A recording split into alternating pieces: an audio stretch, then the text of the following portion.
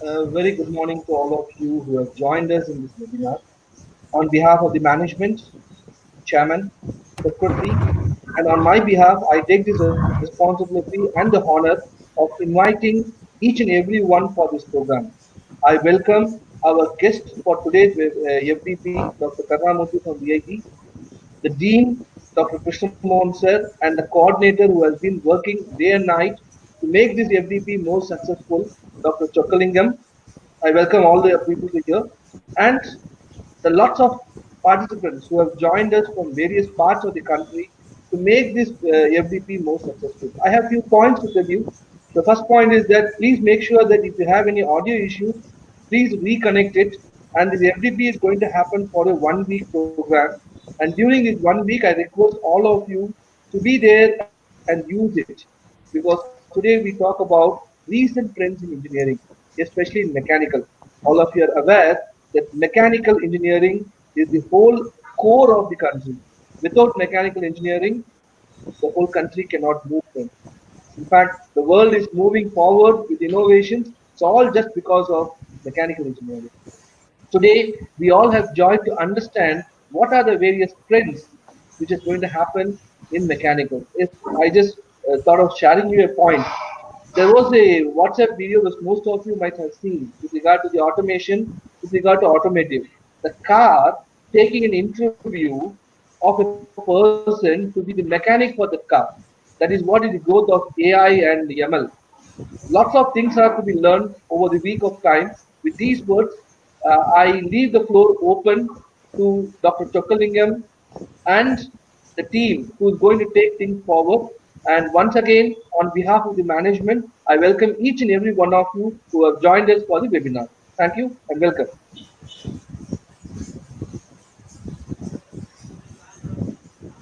Thank you, CEO sir. Hello. Yes, Now, Chokalingam. yes, sir. Now I hand over the session to our chief guest, Dr. Karnamurthy sir, Associate Professor, VIT Chennai. Sir, take the Well, chance. yeah. Thank you.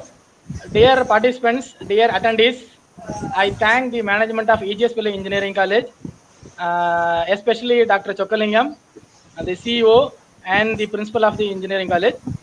And without further delay, let us start the session. Yes, sir.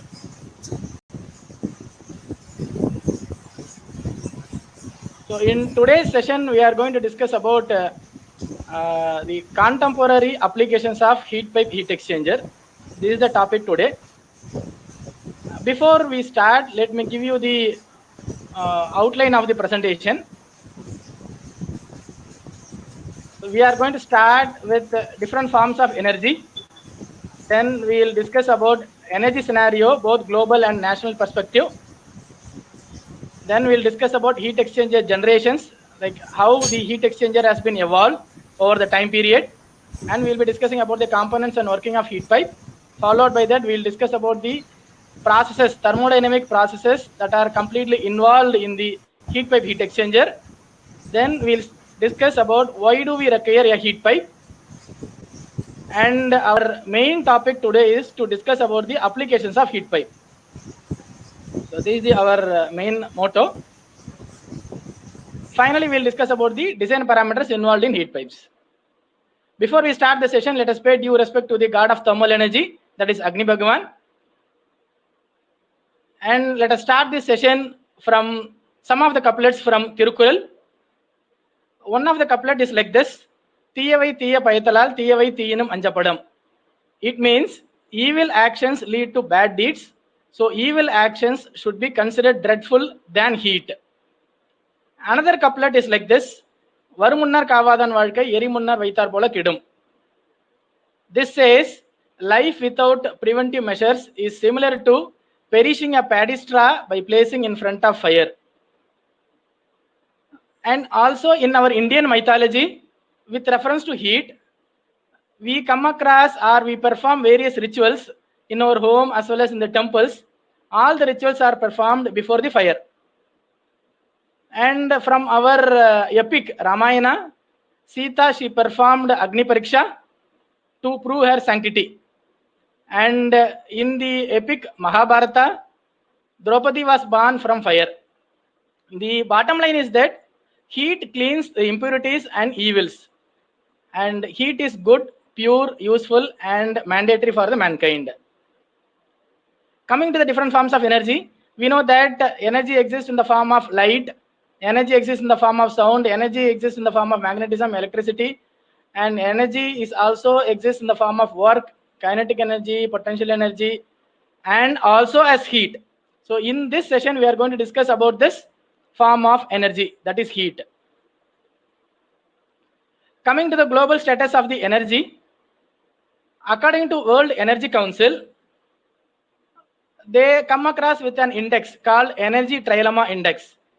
This index is an annual measurement of the national energy system across the three dimensions. They have three dimensions are there, are based on the three parameters like energy security, energy equity, and environmental sustainability. Each and every nation in the globe are ranked. Okay. So the first parameter is energy security, which means that availability of the energy for the consumer, providing energy to all. That is the first parameter, because still there are many villages in India which are not electrified. And the second parameter is energy equity. That means the energy that is available should be affordable by the citizens of the country. So that is second parameter. And third parameter, third and most important parameter is the environmental sustainability. Whatever we do, providing electricity and providing affordable electricity, everything should be done without degrading the environment. So that is the third parameter, environmental sustainability. This can be compared from our Indian mythology. In Indian mythology, we say like dharma, artha, kama, moksha. Means whether you attain, in Tamil we say aram porul inbam veedu. Whether you want artha, or that is material world, or if you want pleasure, or finally if you want to achieve infinite consciousness, everything should be rooted through dharma. So base is dharma. Through this only everything has to be rooted, and finally we have to reach the infinite consciousness, that is moksha. Similarly, by providing the energy to all and providing the energy at affordable price, it should be through without degrading the environmental sustainability. That is the idea. Now, let me show you a small video about energy in 4 minutes. This is by World Energy Council.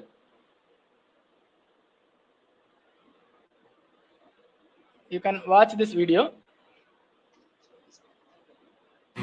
Energy is one of the main drivers of economic and social development.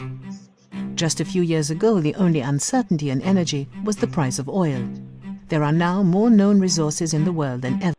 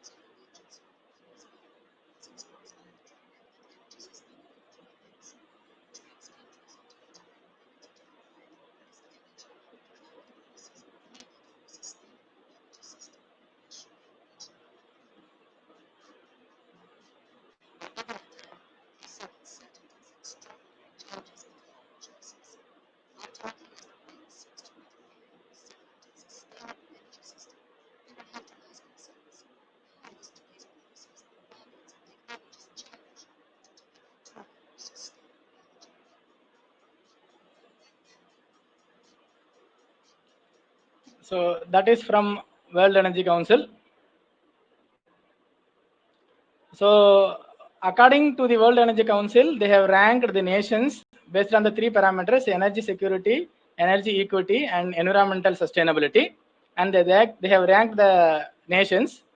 So these are the 10 nations in their ranking. And coming to India, India ranks at 109.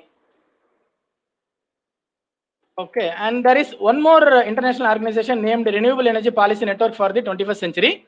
From their global status report, it has indicated that the total amount of power that is being produced across the globe using thermal power is almost 80%.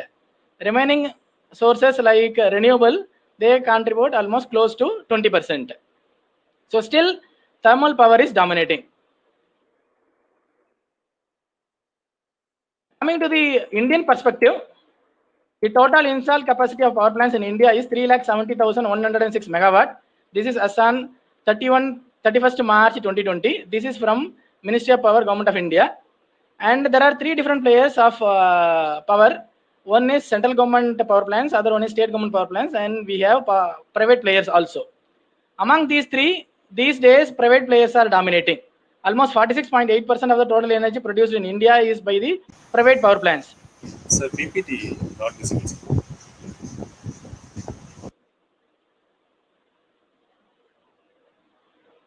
So, Yeah, is it visible now? No, sir. No, sir. Scan. Yes, sir. Visible now? Yeah. Okay. So there are three players for power plants. One is central government, other one is state government, and we have the private players. So private players contribute to 46.8% of the power generation in India. And based on the energy resource, in India, almost 62.3% of the total energy produced is through thermal. And remaining 62.3 is by thermal, and remaining is by the renewables, which includes both hydro as well as the modern renewables, right? And nuclear comes to 1.83. So even in India, across the globe, it is almost 80%. In India, it is 62.3%.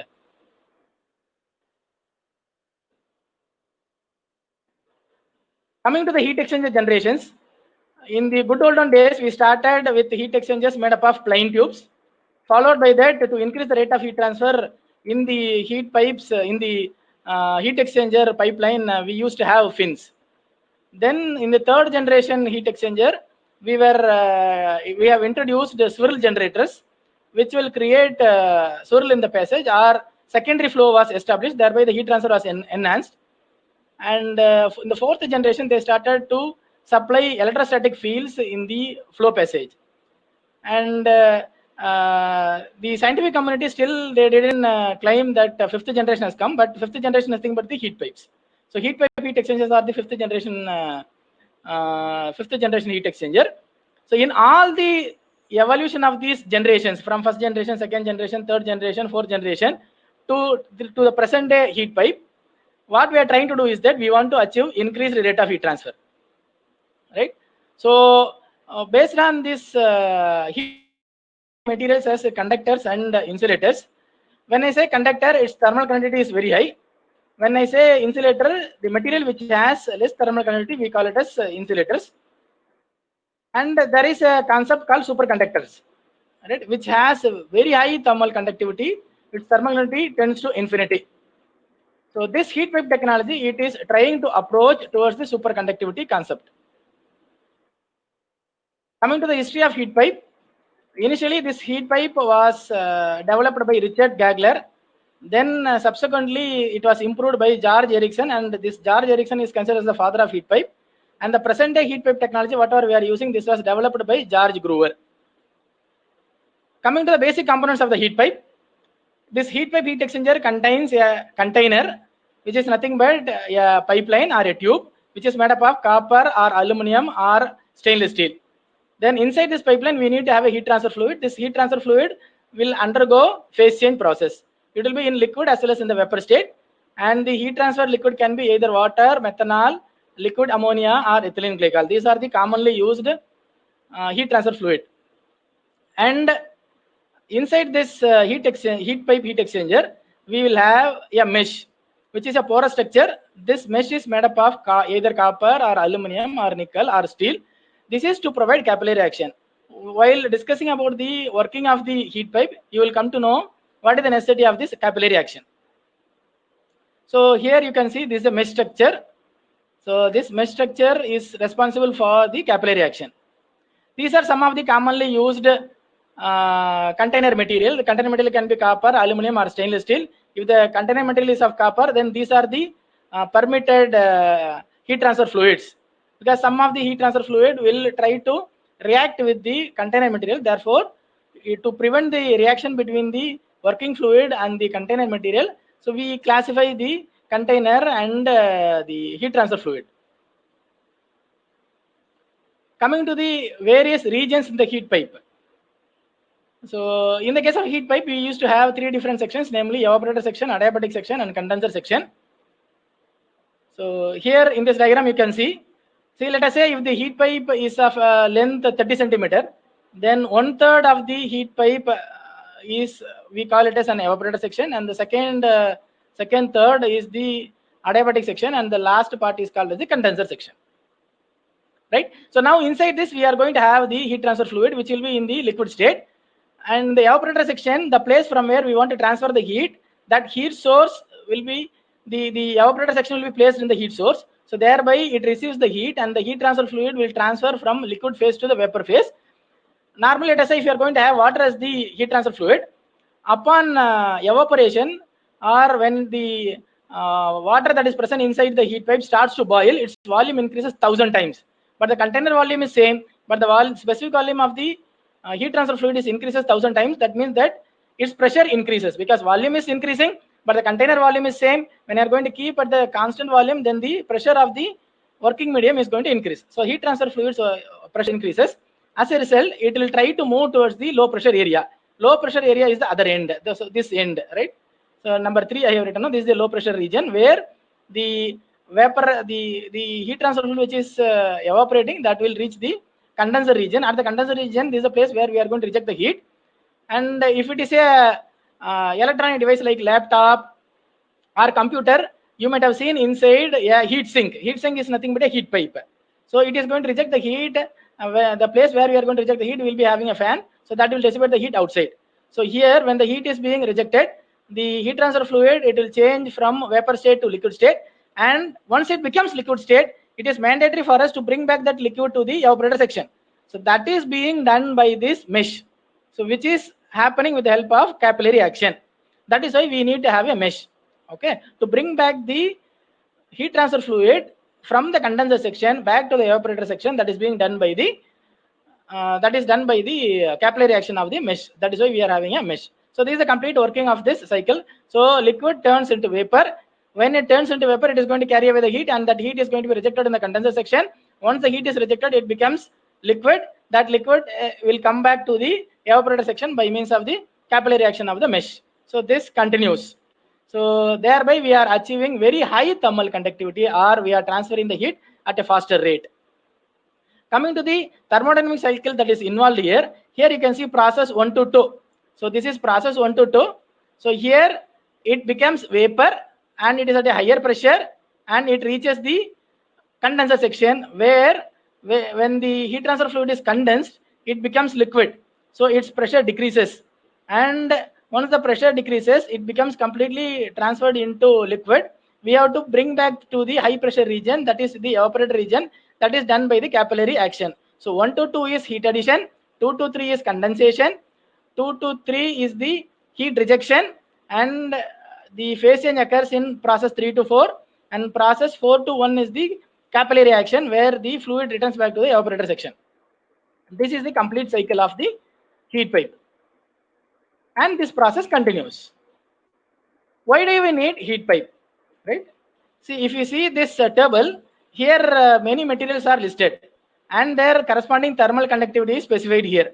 These are the materials which has highest thermal conductivity. Aluminum has a thermal conductivity of 237 watt per meter Kelvin, and among this, if you see among this material, copper has the highest thermal conductivity. That is why you will find, like for most of the heat exchanger application, you will find copper material being used as a pipeline.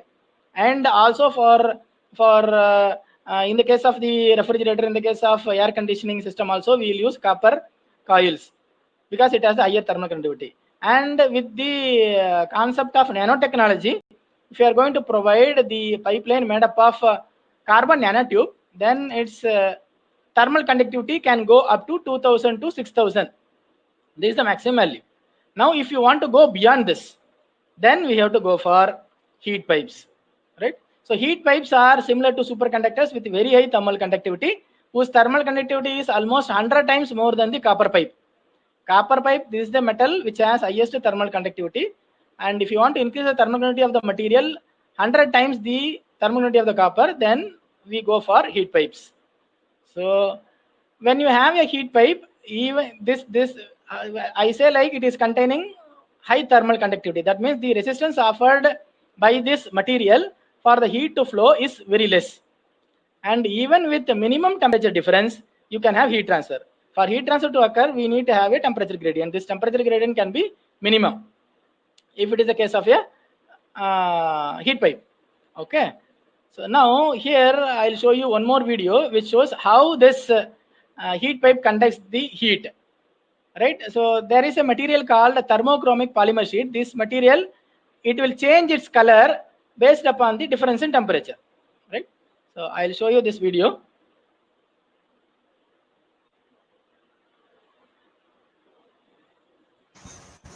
Hey everyone, today I'm going to be showing you the world's fastest heat conducting material.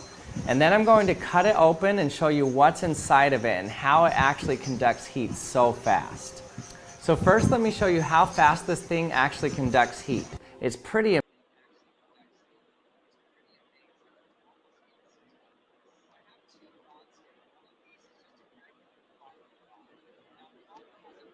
Video stick ஆகி நிக்குது sir.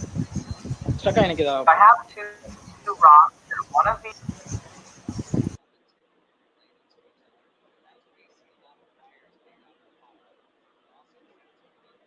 Is it visible now? Audio மட்டும் தான் sir கேக்குது. Video play Okay. One second. Also transfer electricity. So I'll come.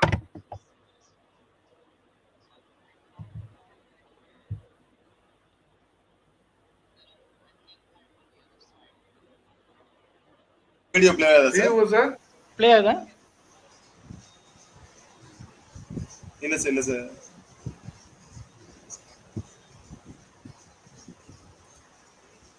இல்ல sir, உங்க video தான் தெரியுது. Okay.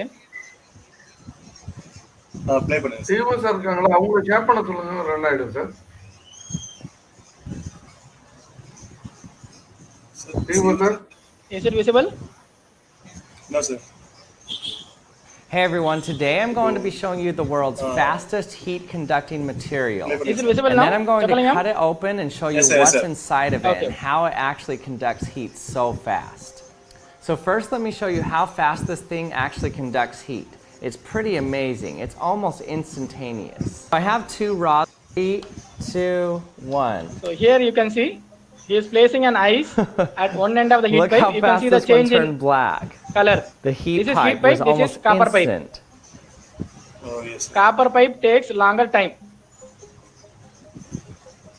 whereas heat pipe is instantaneous.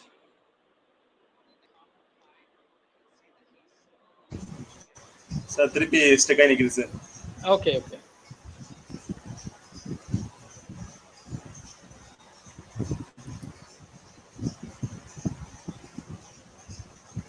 Play into the P on this stuck. Okay.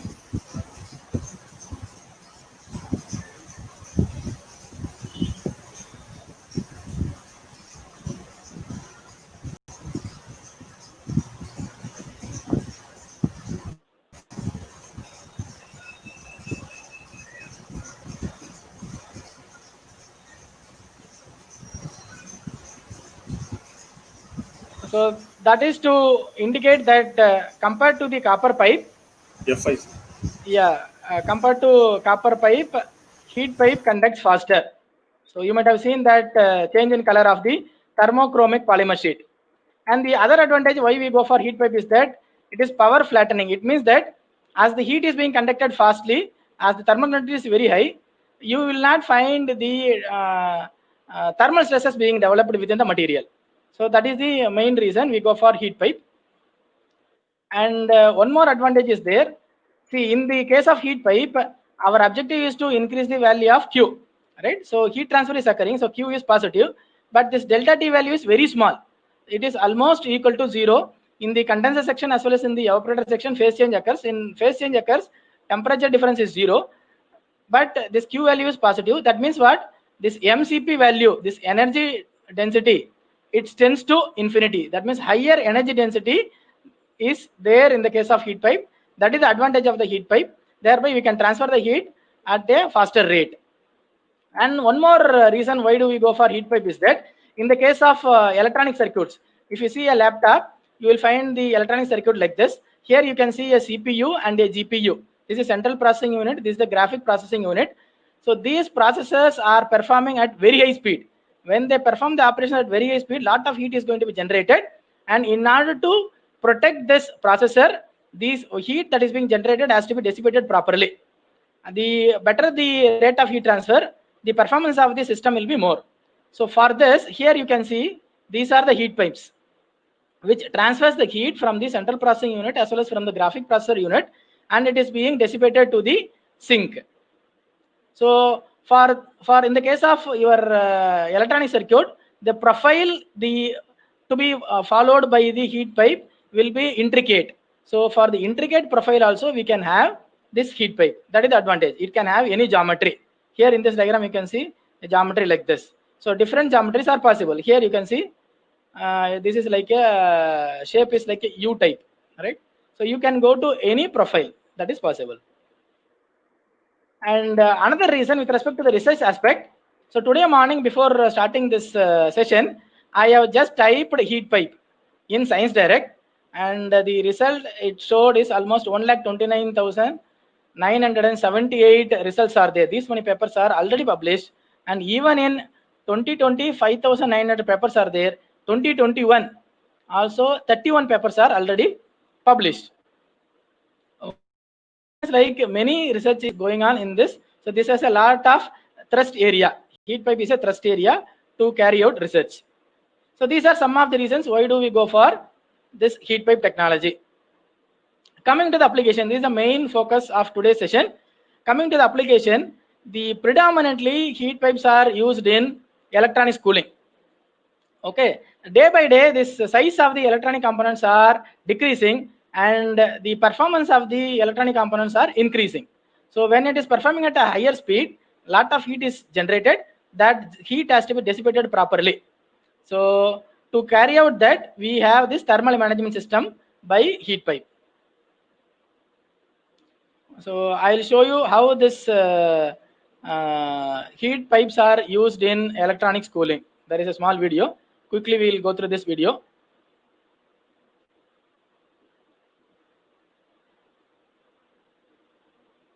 So this is.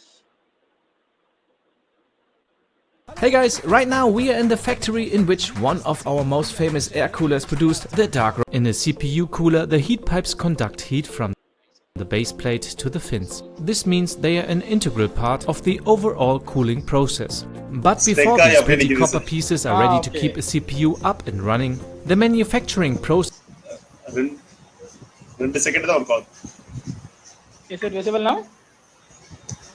இப்போ PPT வந்துருச்சு sir. PPT. Okay.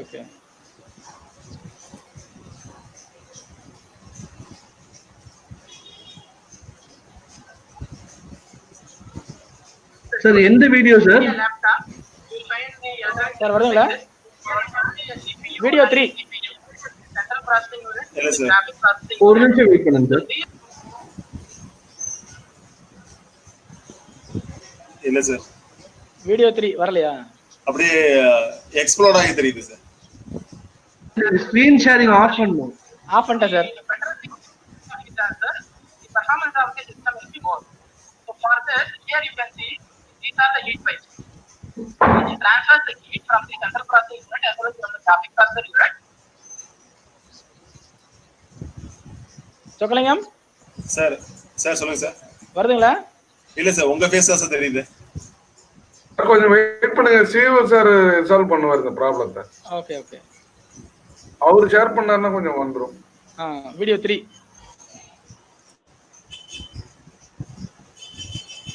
கீழே போங்க sir, video 3 இருக்கும்.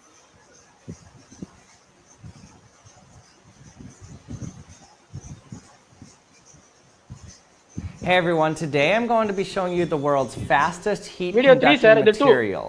And then I'm going to cut it open and show you what's in. Sir video 3 play பண்ணோம்.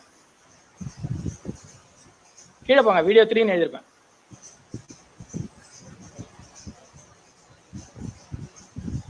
Hey guys, right now we are in the factory in which one of our most famous air coolers produced, the Dark Rock 3. It is unfortunately quite loud, but also really hot. Marius, can you tell me why? Well, that is easy to answer. If you take a look in the back, Sir, idu konjam you forward can panni see that vitruங்க. this oven has a temperature of 980 degrees Celsius. And in this oven, our heat pipes are being Firing Play force answer, of play. 47 okay. Newton meters, this coil is pulled out straight and then chopped into Sir, long disturb pieces பண்ண in வேண்டாம் a sir. deafening process. The future okay, heat sir, okay, pipes okay. are next cleaned in a special cleaning solvent with the help of ultrasound. In the next stage, one end of the heat pipe is compacted and pressed into a taper. The small hole on one side is to permit its later filling with the liquid coolant. The heat pipe is now filled with a mixture of copper powder, while a centrally positioned and powerful vibrating steel tube ensures This the video mixture says is the evenly manufacturing of, distributed as it is heat filled. pipes That for is an electronic extremely application. important step, because without the correct amount of copper powder in the pipe, it would not transfer heat properly later on, which would essentially make the heat pipe useless.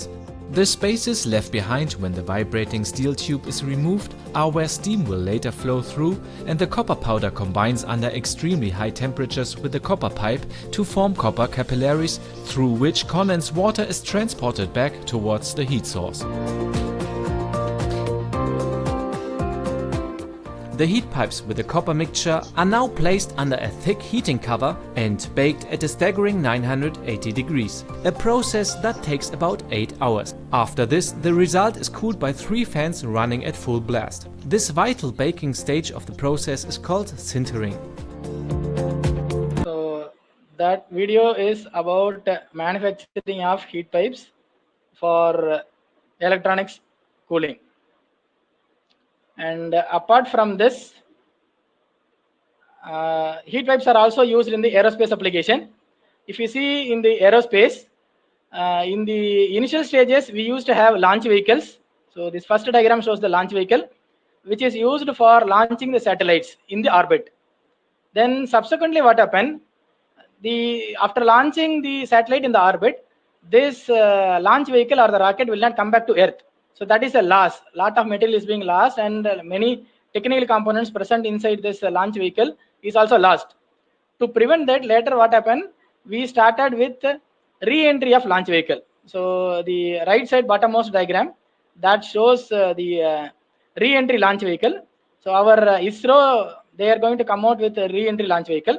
So these launch vehicles, after launching the satellite in the orbit, it has to come back. It will come back to Earth. And also for manned mission, in some cases we also send humans to the space, and they have to come back. To for re-entry, we will be using space shuttle. If it is either a space shuttle or a re-entry launch vehicle, when it enters into the Earth's atmosphere, it will face lot of drag, right? Lot of drag resistance will be experienced, and because of the viscous heat that is being generated at the leading edge, so the temperature will be very high, almost around 1500 degrees temperature will be generated. As a result, most of the materials will melt. So in order to protect the material, proper thermal protection system for the re-entry launch vehicle as well as for the space shuttle has to be provided. This is done by a material called ablative material. So that process is called ablation. So during the ablation process, as the re-entry launch vehicle enters into the earth or the space shuttle, when it enters into the earth, this ablative material will melt, thereby it will take away the heat and protects the space shuttle. So and if you see, if you know, we know about the Columbia disaster, Space Shuttle Columbia, in which our Indian-born Kalpana Chawla, she was the mission specialist, and along with her, other 6 other crew members also died in the mishap.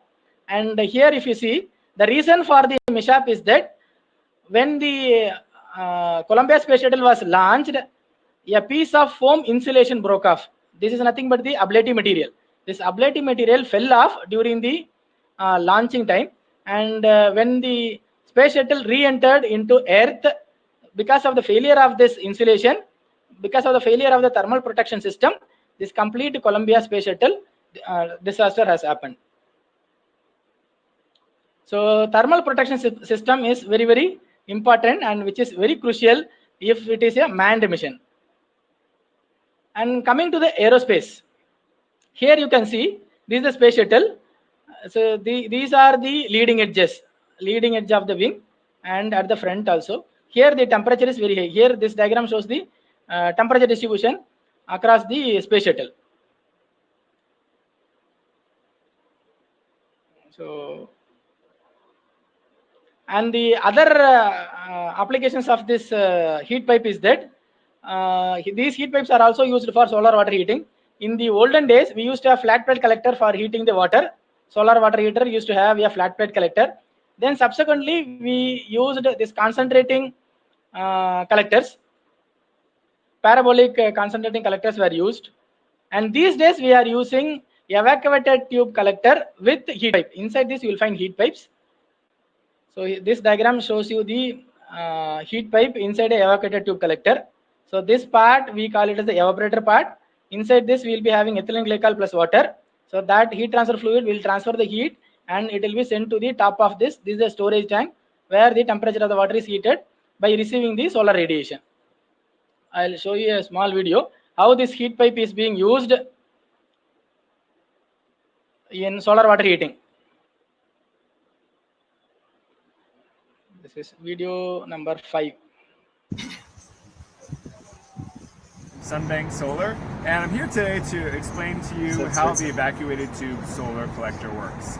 So as you can see, the Sunbank 80 system has 30 vacuum tube collectors, and these are really what make the system work and work so well.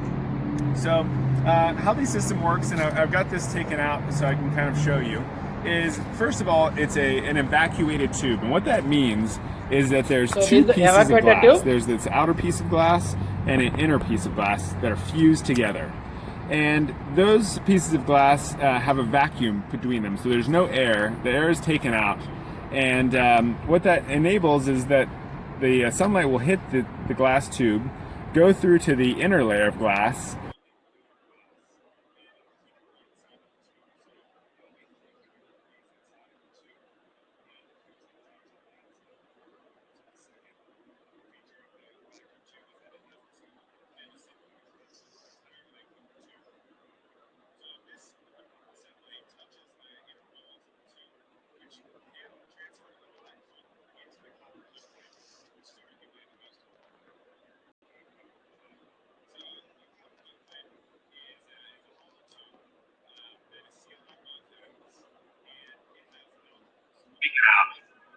Video பக்கா இருக்கு sir. Stuck ஆயிடுச்சோ sir? Video 5 ஓட்டி விடுங்க அப்படியே. CO sir video பக்கா இருக்கு sir. The copper heat pipe is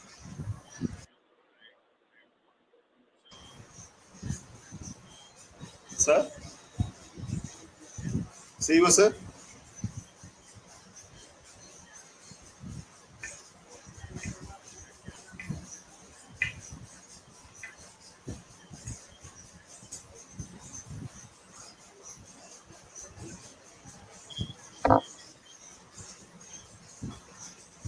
So that is about solar water heating using heat pipes.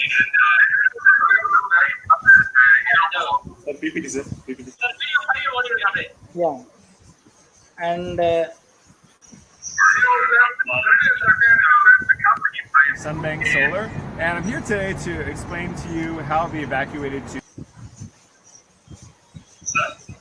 போட்டேன் sir. Sir போட்டுட்டேன் sir.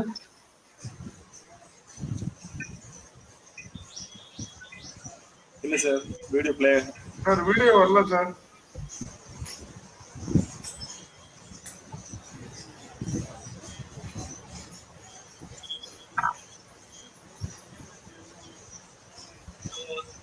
That is about solar water heating. Sir video வரல sir.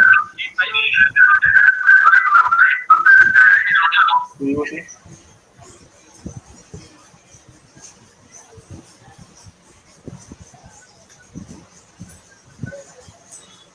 Sir? Chakalingam? இல்ல sir, video வரல. Okay, then yeah, I will continue with. Yeah, then I will continue with this.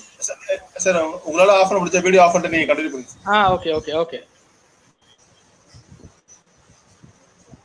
Yeah, let us continue with the PPT.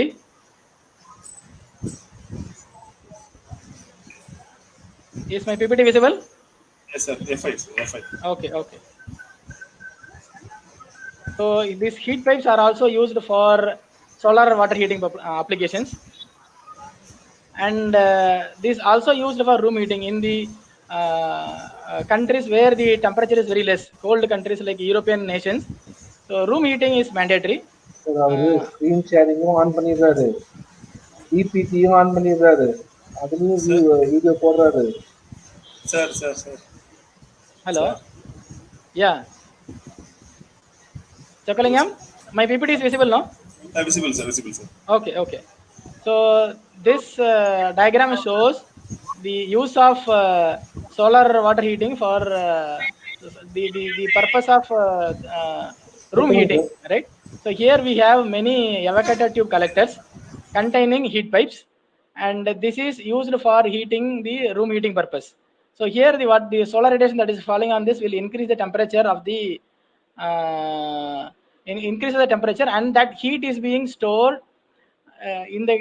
we used to have some storage material, and the temperature of this storage material is increased, and with the help of a fan or a blower, when you allow the air to pass over this energy storage material, its temperature increases, and that hot air is supplied to the various rooms present in the building.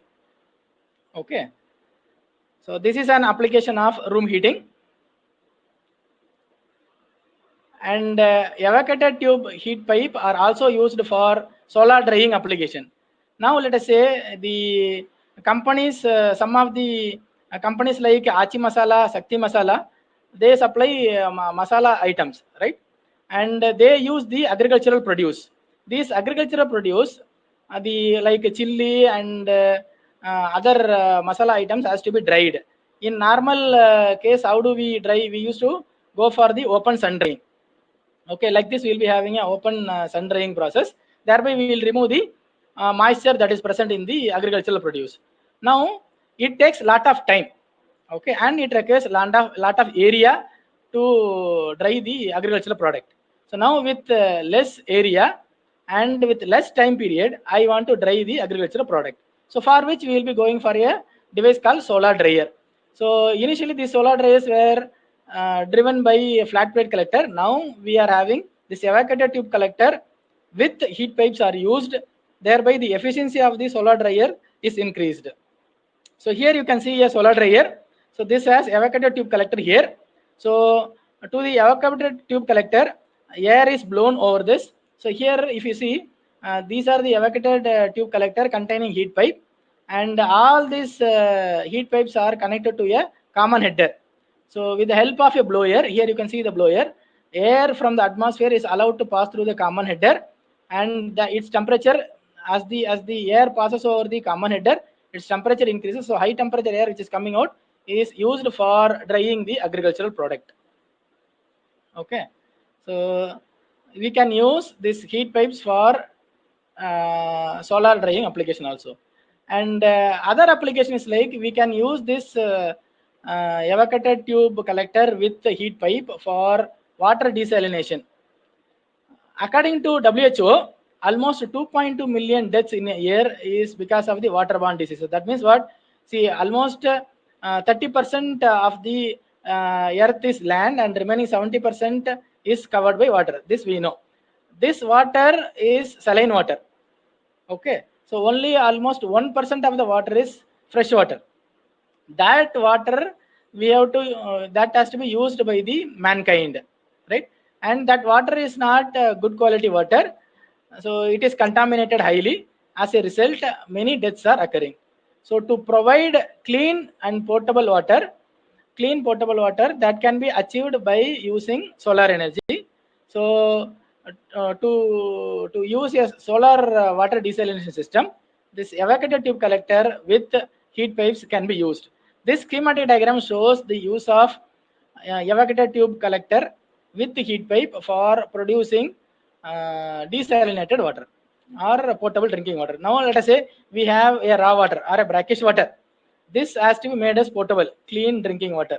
So for that, this brackish water is allowed to pass through this evacuated tube collector, and it gains the heat, its temperature increases, it will start to boil, and the steam that is coming out from here is condensed initially with air medium, then subsequently it is cooled by water.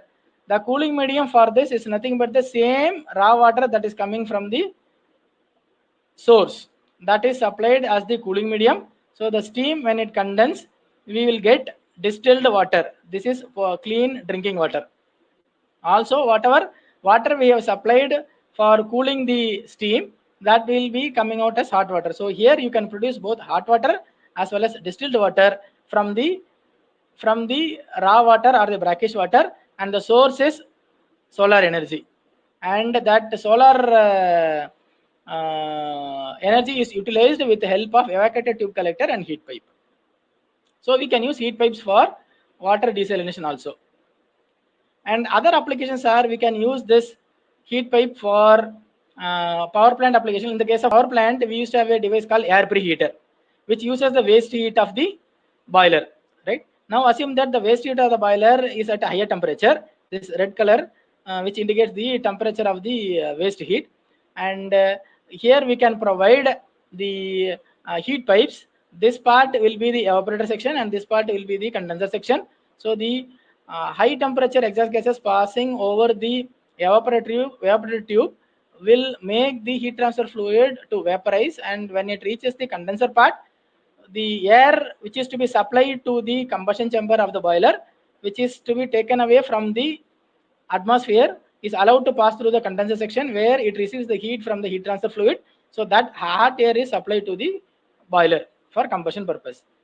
So in the case of geothermal application also, we can have heat pipes for receiving the heat from the deep earth. And these are some of the other possible applications. I am suggesting, like, we can use the heat pipe for various applications, like let us say we are going to do a machining operation, right? Metal cutting operation. In the case of metal cutting operation, the tool and the workpiece, when they come in contact, heat is being generated. So to reduce the heat generation, normally we will be having a cutting fluid. This cutting fluid will take away the heat. This cutting fluid, when some amount of the cutting fluid will also vaporize during the process of machining. So as the operator, when he is closer to the workpiece, he is going to inhale the cutting fluid that is in the vapor form. so which is hazardous.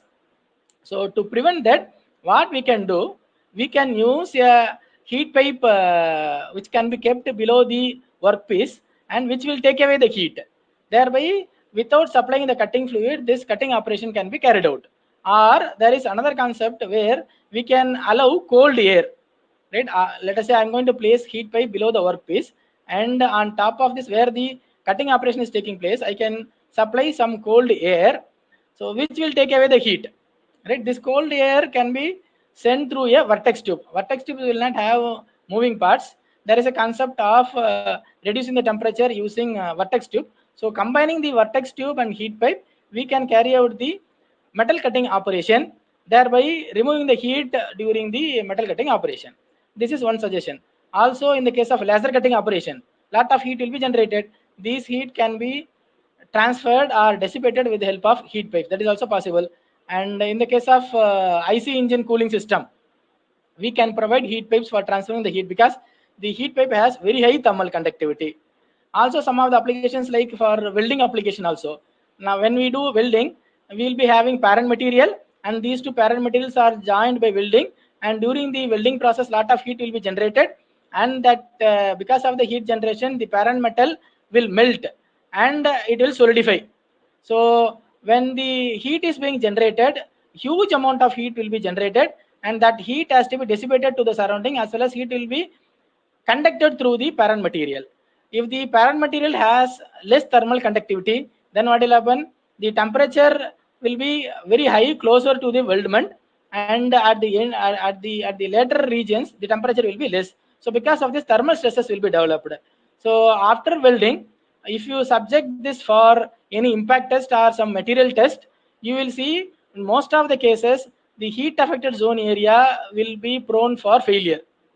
This is because of the thermal stresses. That is for the development of the thermal stresses is that heat is not being conducted properly.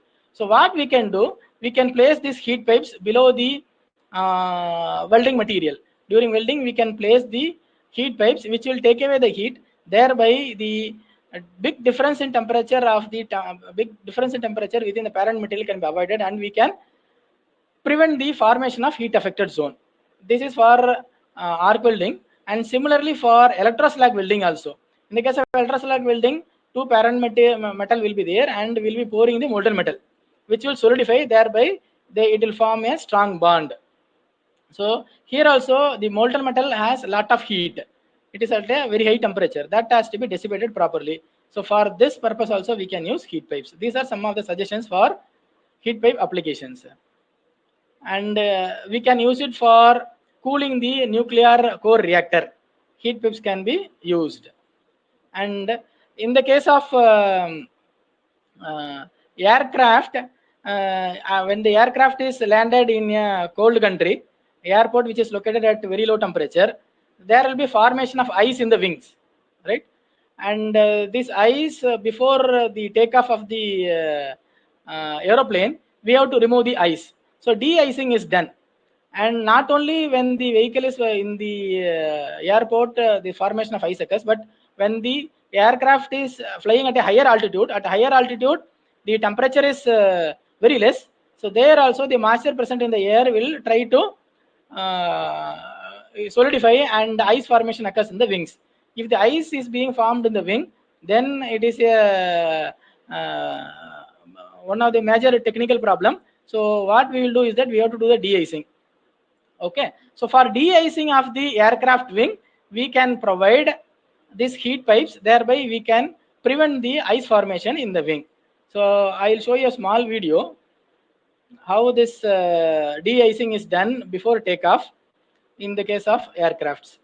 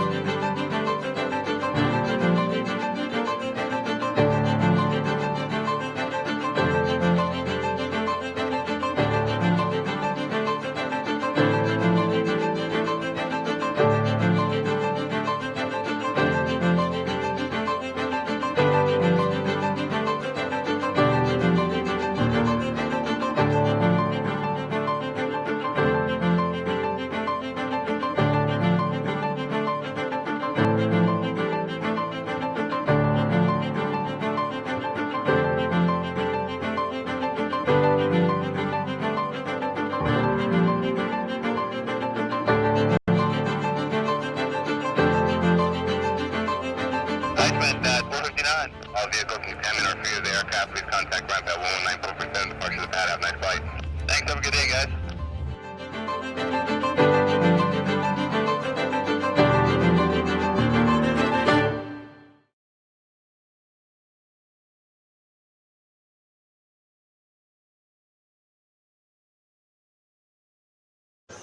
இது நல்ல place.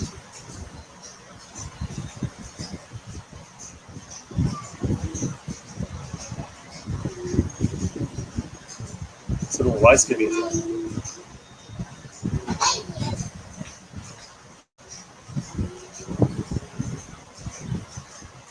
And coming to the other applications,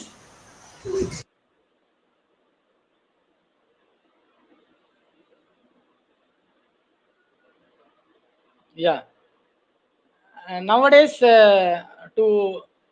in order to avoid the degradation of the environment, we are switching over to electric vehicles. Right? These electric vehicles are going to be operated by high voltage batteries. So these high voltage batteries, during charging as well as during discharging, they dissipate lot of heat. Lot of heat will be generated when the battery is being charged as well as when the battery is getting discharged. So the biggest problem is that the thermal management of the battery. That is the biggest problem. That is why most of the we are not still commercialize electric vehicles. Even though we have electric vehicles, in major car manufacturers are still carrying out the lot of research, and they are mainly focusing on the thermal management of the battery. Okay, so in this I'll show you one more video about how this thermal management is being carried out at present without using heat pipe. They are doing some other concept to dissipate the heat that is generated when the battery is discharging. Right? Sir, I will play, sir. Yeah, okay, sir.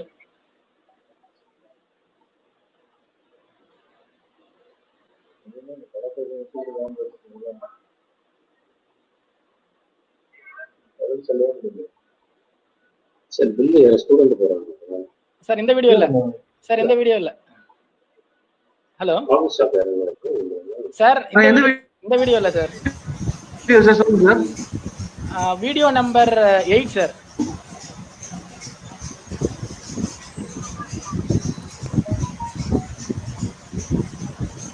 Sir video number 8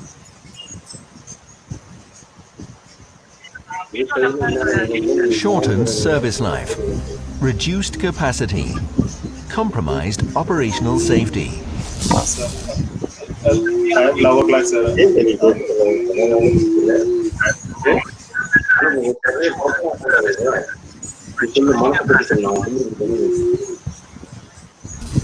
Thermal influences have tremendous effects on high voltage batteries in electric vehicles. To guarantee an optimum temperature range and to prevent overheating defects, large quantities of thermally conductive potting media are used. They provide a reliable heat transfer between the high voltage battery and the housing, through which cooling takes place. They also protect sensitive components from shocks and vibrations while driving. Especially for potting high voltage batteries, we have developed a new system solution consisting of a dispensing unit and a material feeding system. You too can benefit from the long-standing experience of the leading manufacturer of dispensing technology.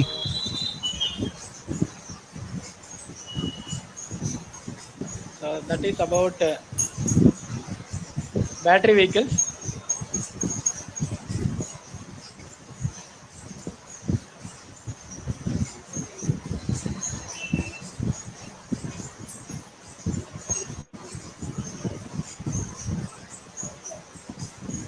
Chockalingam sir அங்க sir வந்து video off பண்ண சொல்லுங்க. என்னோடது share ஆக மாட்டேங்குது screen. Sir see you sir. Sir see you sir. பண்ணு sir. அவங்க போட்ட பிளான் வந்து ஆஃப் பண்ணேன். நல்ல நிறைய பண்ணணும்னா வந்து சாரோட பிபிடி ஷேர் ஆக மாட்டேங்குது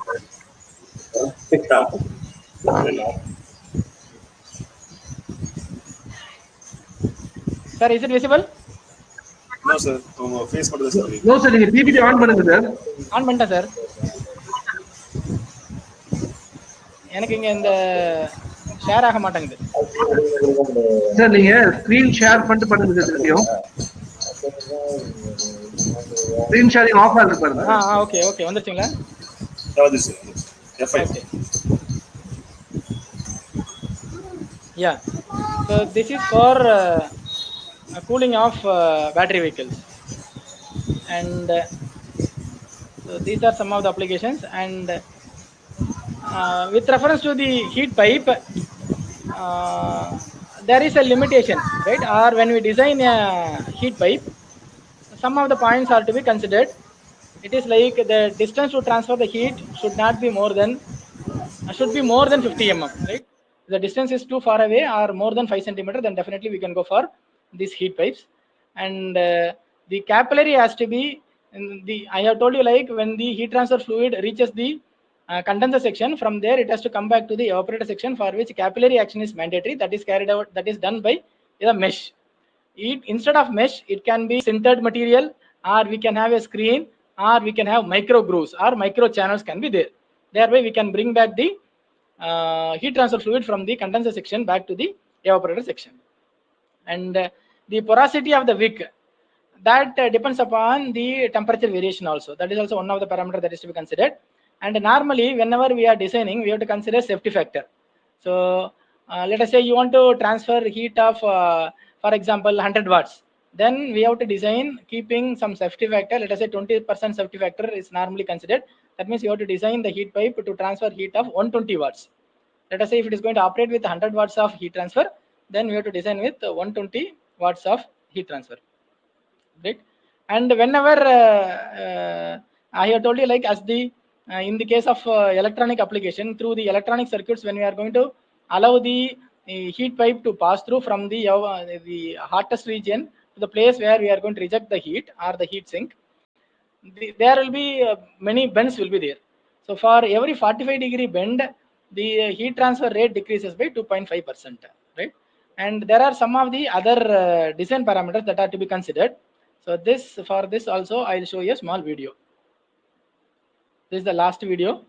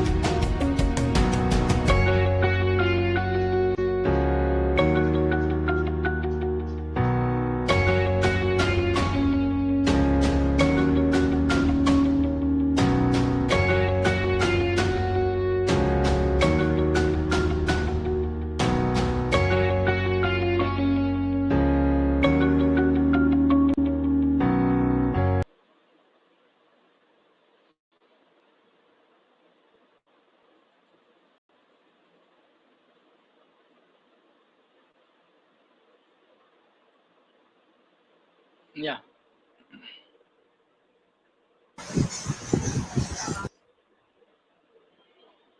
Yeah, coming back. So these are the some of the design parameters that is to be considered while designing a heat pipe. So the coming to the conclusion, the takeaway from this session is that the next generation heat exchangers are heat pipes, right? They are very compact with very high heat transfer rate, and these heat pipes possess very high thermal conductivity, almost 100 times the thermal conductivity of copper. And this heat pipes, it uses the latent heat transfer. In all other cases, we will be having only sensible heat transfer. Here we are having latent heat transfer because inside the heat pipe we have a liquid which changes its phase from liquid to vapor. So latent heat transfer takes place. When here latent heat transfer is occurring, the heat capacity of the material is very high, or the energy density is very high, which tends to infinity because delta T is 0 when latent heat transfer is involved. And these heat pipes are widely used. At present, this is used for thermal management of electronic devices and for solar systems. Widely, you will find in all electronic components, these heat pipes are used, as well as for solar water heating and solar drying, and for room heating applications using solar energy. At present, we are using these heat pipes. And this is also used in the space shuttle, right, during re-entry. And in the coming future, this can be used for metal cutting operation, for removing the heat from the metal cutting operation, metal joining like welding process, and for de-icing of aeroplane wings. And the coming electric vehicles, the battery thermal management can be achieved by using the heat pipes. And these heat pipes can also be used for cooling the nuclear reactors. That's all from my end. If you have any questions, we can discuss. Hello, sir. Hello. Sir, I am Krishna Mohan, sir. Yes, sir. I have one doubt with you, sir. Yes, sir. What is the cost of the heat pipe when compared to the conventional heat sink, sir? Cost of that depends upon the size of the heat pipe that you are going to use, the amount of heat that we are going to dissipate, and the material that we are going to use. Normally, we will be using copper. Copper is costly. Yeah. So if you take like copper is almost 10 times costlier than our steel.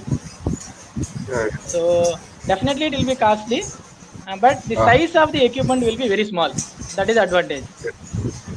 The weight also. Yes, sir. Weight is also very less. Weight is also very less. That is why this can be used for de-icing of the aircraft. Because for aeroplane, weight matters more. Weight matters a lot. And we have also done some of the experiments, sir. And since there is no time, I could not share. Maybe like in the future, if you have any subsequent days, if you have some webinar, we may be sharing our experiences. Actually, what we did is like we have fabricated. Initially, we fabricated heat pipe with copper tube, and then without mesh and with mesh we have compared, and we have compared the angle of inclination. At different angle of inclination, we have conducted the experiment, and we have calculated the thermal conductivity. And subsequently, what we did to dissipate the heat from the aircraft wing, to de-ice the aircraft wing. So there we cannot have a straight heat pipe. So we need to have a closed loop, because heat has to be carried away by the exhaust gases of the aircraft engine. That has to be transferred to the aircraft wing. So for that we need to have a closed loop, and we started working on closed loop heat pipe also. And we have obtained some of the results, like by filling the heat pipe with 1/3 and filling the heat pipe with half, filling the heat pipe with full fill ratio.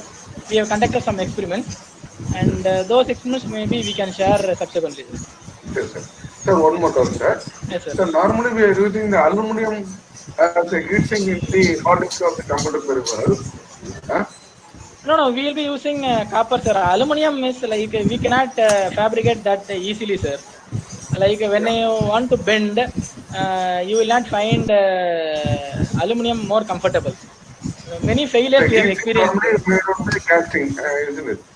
Even Casting for like this. even we have also initially started with aluminum, but when you want to bend, when you want to make a closed loop, and it started to leak. It is not that flexible like copper. So generally we prefer copper material. Okay. One more question from our participant. Yes, sir. Normal the efficiency and the cost of the heat pipe is high. How we can we increase the efficiency? Dr. S. Sunil Kumar Reddy asking this question. Yeah, what he is telling? Cost is high. He is telling. Normal the efficiency and the cost of heat pipe is high. Yeah, efficiency. How we can increase the efficiency? Efficiency is higher. In the case of heat pipe, efficiency is higher. Like now, let us say, assume that you are having a heat pipe, and we have the evaporator section.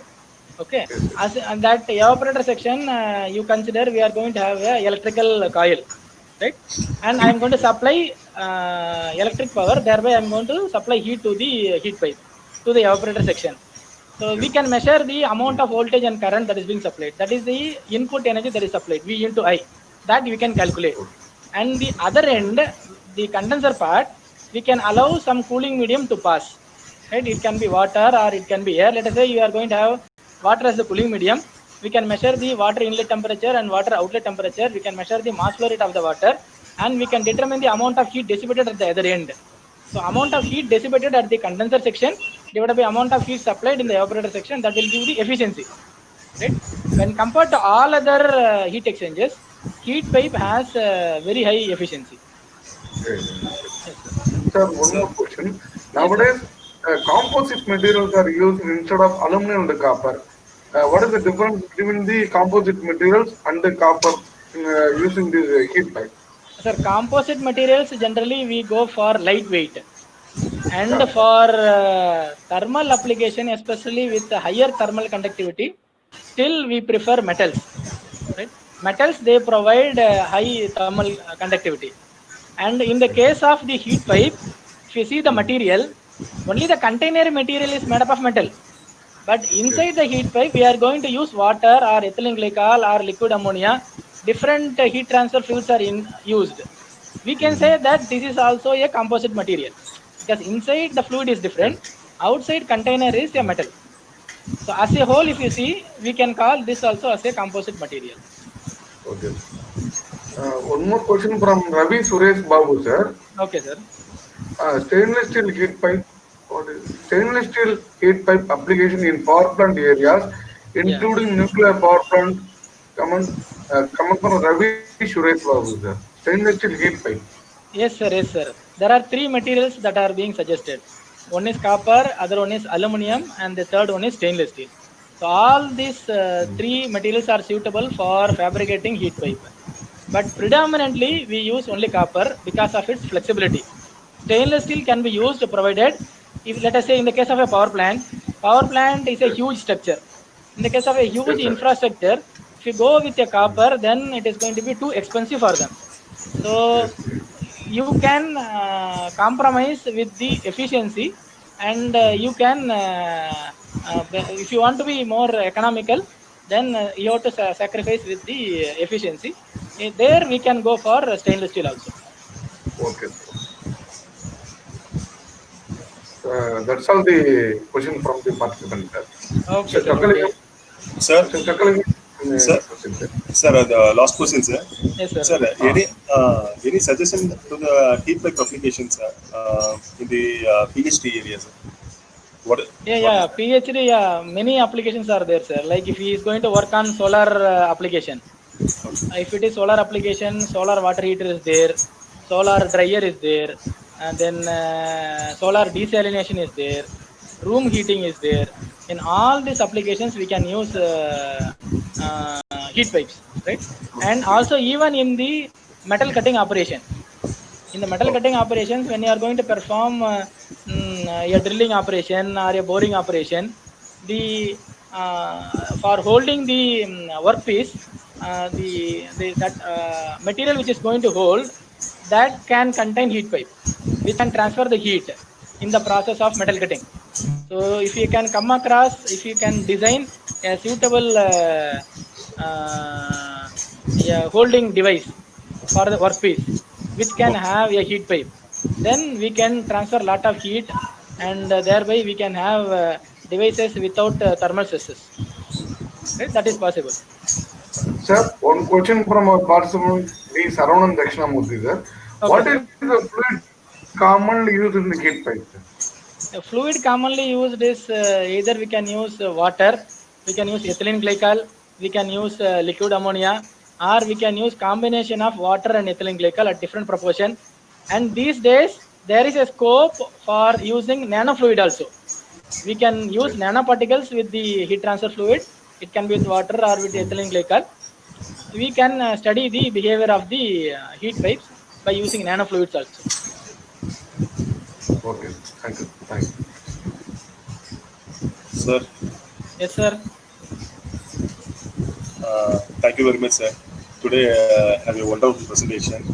Sir, having thank you, more than 20 years experience in the teaching and industry at renowned industry and universities. We have more than 50 publications in technical papers, international conference and national conference. He shared the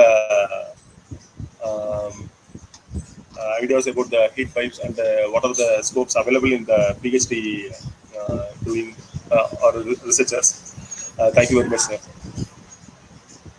Thank you, Dr. Chokalingam. Thank you, Dr. Rambalan. Thank you, Dean Academics, and thank you to the CEO of EGS Pillai Engineering College. I also thank the management for providing this platform to share my experience with the attendees. And they can also reach me anytime. And I am ready to share my email ID. I'll text my email ID in the chat. If you have subsequently, I'm also sharing our that YouTube link in the chat box, sir. Yes, sir. I'll share. Yeah. Already, I think I have shared the video link. Shared that. I put it in the chat box. Okay, sir. Thank you, sir. Thanks a lot. Yes, sir. See you, sir. Thank you, sir. Thank you very much, sir. Thank you, sir. Thank you very much, sir. Thank you. I thank to all participants and attendees from the various engineering colleges. Thank you, sir.